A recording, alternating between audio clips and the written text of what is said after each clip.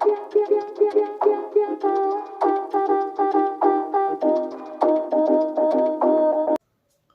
Friends, आज का हमारा टॉपिक है घातांक एवं करणी यानी पावर एंड सर्ट्स। अब पावर या घातांक जो है क्या होता है, घात के अंदर जो अंक लिखा है उसी को हम घातांक कहते हैं। जैसे यहाँ पे लिख दिया 2 की घात 5, तो ये 5 जो है इसका क्या है, घातांक है। और जो नीचे संख्या लिखी है इसको हम कहते हैं आधार। x की घात 3, तो x तो क्या है, आधार, और घातांक कितना है, 3। तो ये जो घात के रूप में अंक लिखा गया है या कोई संख्या लिखी गई है उसी को हम क्या कहेंगे, घातांक कहेंगे। अब करणी यानी सर्ट्स क्या होते हैं, अगर कोई संख्या रूट से बाहर नहीं आ सकती तो उसे क्या कहेंगे, करणी कहेंगे। जैसे 3 है वो भी रूट के अंदर, तो अगर इसका हम मान निकालेंगे तो 3 की घात 1/2 आएगा। वर्गमूल का मतलब क्या होता है, घात 1/2। जैसे आ जाए मान लो 4 और यहाँ लिखा है 3 यानी इसका घनमूल, तो इसका क्या हो जाएगा, 4 की घात 1/3। ये जो 3 है 1 के बटे में आ जाएगा घात के रूप में। तो जो संख्याएं मूल से बाहर नहीं आ सकती, रूट से बाहर नहीं आ सकती, उन्हें हम करणी कहते हैं या सर्ट्स कहते हैं। अब आते हैं घातांक के नियमों पे। मेनली घातांक के 7 नियम है जिसके बारे में हम पढ़ेंगे। पहला नियम है कि जब आधार समान हो और घातें अलग अलग हो। पहला नियम में आधार क्या होगा, समान। जैसे दो संख्या है जिनका आधार है समान a और घातें हैं एक की m दूसरे की n, और अगर ये गुणे में है तो ये दोनों घातें क्या हो जाएगी, जुड़ जाएगी, यानी m प्लस n हो जाएगी। इसको एक उदाहरण द्वारा समझते हैं। जैसे मान लीजिए 5 की घात यहाँ पे 3 है और यहाँ पे 5 की घात 4 है। आधार तो समान है, घातें अलग अलग है और गुणे में है, तो ये दोनों घातें आपस में क्या हो जाएगी, जुड़ जाएगी। तो 5 की घात 3 प्लस 4 कितनी हो जाएगी, 7 हो जाएगी। इसी प्रकार दूसरा नियम जो है वो गुणे की जगह भाग का है, यानी a की घात m भाग a की घात n, या फिर ऐसे भी लिख सकते हैं a की घात m बटा a की घात n। तो ये भाग के रूप में है, तो इस बार ये जुड़ेगी नहीं, घट जाएगी। जैसे मान लीजिए 7 की घात 5 है और भाग में 7 की घात 2 है। आधार समान है, घातें अलग अलग है, लेकिन इस बार क्या है, भाग है, तो भाग में ये घातें क्या हो जाएगी, घट जाएगी। तो इसका सूत्र क्या बनता है, a की घात m माइनस n। तो आधार तो सेम ही रहेगा 7, और 5 में से 2 क्या हो जाएगा, घट जाएगा। तो 5 माइनस 2 यानी 7 की घात कितनी आ जाएगी, 3। तो दो नियम तो है किसके लिए, जिनका आधार समान हो और घातें अलग अलग हो। अब आगे के दो नियम ऐसे हैं जिनके अंदर आधार अलग अलग होंगे लेकिन घातें क्या होगी, समान होगी। उनका क्या मामला है कि उदाहरण समझ लेते हैं। हम दो ऐसे उदाहरण लेते हैं, a की घात m इंटू b की घात b m। इस बार आधार अलग अलग है लेकिन घातें समान है, तो इस बार आधार गुणा हो जाएगा, यानी a इंटू b, और घात वही रह जाएगी सेम। जैसे मान लीजिए 3 की घात 2 है इंटू 5 की घात भी 2 है। आधार अलग अलग है, घातें समान है, तो आधार 3 का 5 से गुणा कितना हो जाएगा, 15, और घात कितना आ जाएगी, 2। इसका मान निकालेंगे तो 15 का वर्ग 225 भी आ जाएगा। अब अगला नियम है, जब ये दोनों भाग में हो तो a की घात m, ये तीसरा नियम था। अब चौथा नियम, भाग b की घात भी m। तो इस बार a का b में क्या लग जाएगा, भाग लग जाएगा, यानी a बटा b भी कह सकते हैं, और घात वही सेम रह जाएगी। जैसे 8 की घात 3 है और भाग में 4 की घात भी 3 है। आधार अलग अलग है, घातें समान है, लेकिन भाग में है। 8 में 4 का क्या लग जाएगा, भाग कितनी बार, 2 बार, और घात सेम की सेम 3 रह जाएगी। मान निकालेंगे 2 की घात 3 यानी कि 8 हो जाएगा। तो दो नियम तो थे जब आधार समान हो और घातें अलग अलग हो, और दो नियम ऐसे हैं जिनमें आधार अलग अलग है और घातें समान है। अब आगे और 3 नियम है जिसके बारे में बात कर लेते हैं कि अगर घात के ऊपर एक और घात आ जाए तो क्या होगा। तो पांचवा नियम इसी पे आधारित है कि a की घात m है, उसके ऊपर एक और घात है, तो घात के ऊपर जब घात आती है तो दोनों घातें आपस में गुणा हो जाएगी। जैसे a की घात m इंटू n।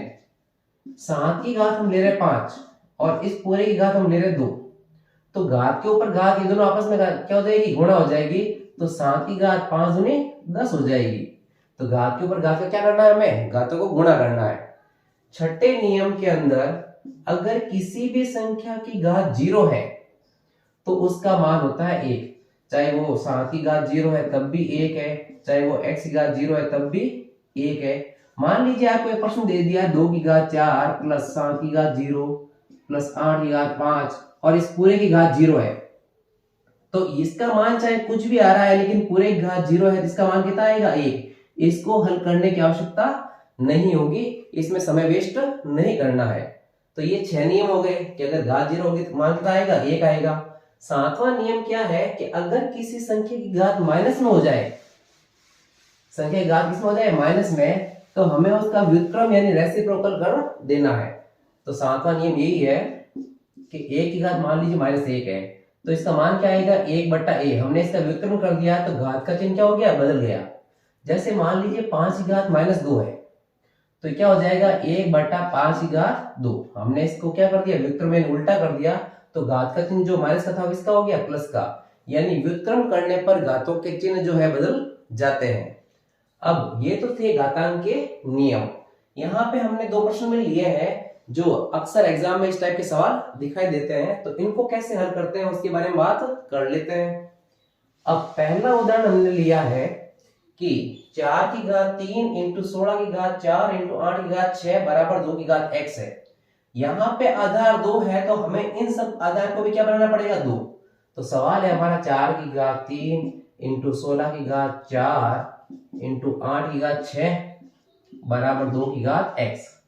4 को हम 2 का स्क्वायर लिख सकते हैं और इसकी घात कितनी है 3। 16 के जब गुणनखंड करते हैं यहाँ करके भी देख सकते हैं, 2 से 8 बार, 2 से 4 बार, 2 से 2 बार और 2 से 1 बार, तो 2 की घात 4 आएगा। तो 16 को हम क्या लिख सकते हैं 2 की घात 4 और इसके ऊपर एक और घात है कितनी 4। 8 को हम 2 इंटू 2 इंटू 2 यानी 2 की घात 3 लिख सकते हैं और ऊपर घात कितनी आ जाएगी 6 बराबर 2 की घात x। हमने सभी आधार समान कर लिए, सभी आधार अब कितने हैं 2 है। अब घात के ऊपर घात क्या होती है गुणा होती है, तो 2 तिया 6 हो जाएगी, यहाँ 4 चौक 16 हो जाएगी तो 2 की घात 16, 3 छंग 18 हो जाएगी तो 2 की घात 18 हो गई। अब यहाँ पे है 2 की घात x। यहाँ पर इन सब के आधार समान है तो ये घातें क्या हो जाएगी जुड़ जाएगी। पहला नियम ये तो पढ़ा था हमने कि आधार समान हो और गुणे में हो तो घातें क्या होती है जुड़ जाती है। तो 2 की घात इन सब घातों को क्या कर लेते हैं जोड़ लेते हैं, 16 और 6 22, 22 और 18 40, तो 2 की घात कितनी 40 बराबर 2 की घात कितनी x। अगर इनकी तुलना करना है तो x का मान कितना आ गया 40, x का मान 40, ये हमारा उत्तर। यहाँ पे अगर 2x होता तो 2x बराबर 40 आता, फिर 2 भाग में चला जाता और x का मान 20 आता। इस प्रकार हम आधार समान करके भी इनके मान निकाल सकते हैं। अगला एक और उदाहरण है जो कर्ण से संबंधित है, ये तो था घातांक से संबंधित, अब है कर्ण से संबंधित कि यहाँ पे हमें ये 3 संख्याएं दे रखी है जिनको हमें आरोही या अवरोही क्रम में लिखने के लिए पूछ सकते हैं, तो उनको फिर कैसे हल किया जाएगा। तो पहला है √2, दूसरा है घनमूल है 5 का, ये 5 का घनमूल है। देखिए ये है 3√5, ये अलग है, ये अगर रूट के अंदर लिखा हुआ है तो ये घात के रूप में जाएगा, दोनों अलग चीजें हैं। अगला है 3 और इसका चौथा हिस्सा। अब देखिए पहले इनको हम घात के रूप में लिख देते हैं। यहाँ पे 2 को कभी लिखा नहीं जाता है क्योंकि वर्गमूल डायरेक्ट पहला ही शब्द है, तो 2 का 2 और इसकी जो घात 2 है वो कहाँ जाएगी 1/2 में। यहाँ पे 5 का 5, ये 3 कहाँ जाएगा 1 के बटे में तो 1/3, ऐसे कैसे 3 का 3 और इसकी घात क्या हो जाएगी 1/4, जो यहाँ लिखा वो 1 के बटे में चला जाएगा। अब यहाँ पर हम आधार को तो समान कर नहीं सकते, इसलिए क्या करेंगे घातें समान करेंगे। तो 2, 3 और 4 इनका लसअप ले लेते हैं जो आएगा 12। 2, 3 और 4 का लसअप कितना है 12। तो अब इन सबको बराबर करने के लिए क्या करेंगे, 2 की घात कितनी है 1/2, 5 की घात कितनी है 1/3 और 3 की घात कितनी है 1/4। इन सबको 12 बढ़ा लेते हैं तो क्या होगा, इसको गुणा कर लेते 6 से, इसको कर लेते हैं 4 से और इसको कर लेते हैं 3 से। अब ये सब आधार कितने हो गए, नीचे वाले 12 हो गए। तो देखो क्या बना 6 एकम 6 और बट्टे में कितना 12, 5 की घात 4 एकम 4 और बट्टे में 12 और 3 का 3, ये 3 एकम 3 और 3 चौक 12। अब ये आधार समान है, सिर्फ ऊपर वाली घात ही हमारे काम आएगी। 2 की घात 6 यानी 2 इंटू 2 इंटू 2 ऐसे करेंगे तो कितना बन जाएगा 64। 2 दूनी 4, 4 दूनी 8, 8 दूनी 16, 16 दूनी 32, 32 दूना 64। 5 की घात 4 यानी 125, 625, 55 25, 25 into 25 कितना हो जाएगा 625, और 3 का घन कितना 27। तो अब हम तीनों संख्याओं में सबसे छोटी संख्या पता कर सकते हैं कि सबसे छोटी संख्या ये है, उसके बाद नंबर 2 आएगी ये, और नंबर 3 आएगी ये। तो अब अगर हमें इनको आरोही क्रम में लिखना है तो सबसे पहले कौन आएगा, ये वाली संख्या, फिर दूसरे नंबर पे ये संख्या, और तीसरे नंबर पे ये संख्या आएगी आरोही क्रम में, और अवरोही क्रम में इनका उल्टा क्रम हो जाएगा। तो घातांक और कर्ण से संबंधित संख्याएं जो है, सवाल जो है वो या तो नियम पे आधारित होते हैं या फिर इनके आरोही और अवरोही क्रम पे आधारित होते हैं। इनको आराम से हम हल कर सकते हैं। मिलते हैं नेक्स्ट वीडियो में। Thank you.